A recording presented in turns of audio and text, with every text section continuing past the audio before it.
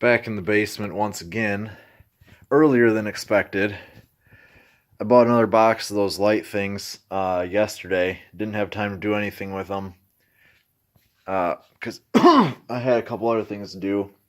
Well, I ended up installing them already.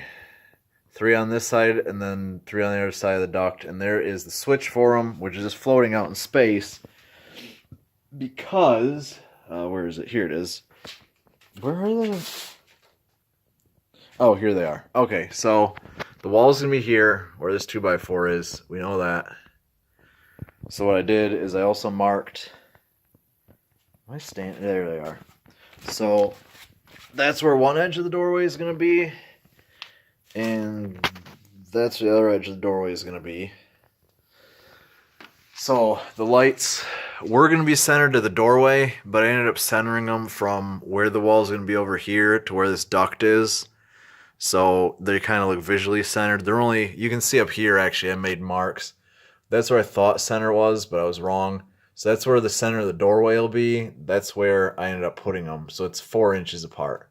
Not that big of a deal. I think visually it'll look better because the door isn't centered with anything else, so it's not a big deal. But yeah, this will end up going like that on the edge of a stud by the doorway. I might actually space it, like put another 2x4 onto the stud and then attach this so it's not right next to the doorway, but for now it's here. And I wasn't going to do that yet, but there you go. Perfect. These are all evenly spaced in the joists this time. The number we had and where pipes and stuff were running worked out. So it's every third, and it ends up being about 4 feet from the center of one light to the next. And come over here, and it's the same thing. Every third joist, and from here to there is about 4 feet. It's a little more. So they're spaced out almost evenly on this side, and you can see it's lit up pretty well. I haven't even seen this yet, and then you look across the whole basement, it looks pretty consistent. And these aren't on a dimmer, but I might put them on a dimmer eventually if we end up deciding the light is too bright. But the other thing is, you see I ran the wire this way, and I ran it that way, so it's like a U shape.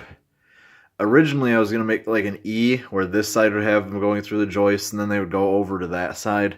But I ended up punching too many holes out on these ones, because I wasn't thinking about that I was doing it different. I did it the same way as those. And I think what I can do, though, possibly, if I wanted to be really fancy about it, is I could eventually turn that into a double switch and run these 3 off one switch and those 3 off another. Because if this in the future becomes like a a TV room, you put the TV on the wall there, you could turn those lights off and then have these lights on a dimmer or something. You know, kind of like how they do it in conference rooms that have projectors, where you darken the part where the projector is, but leave lights on farther back where they're not going to mess up the screen. Kind of the same thing. So the way it's set up now, that would be done. All I'd have to do is knock out another one of these up here,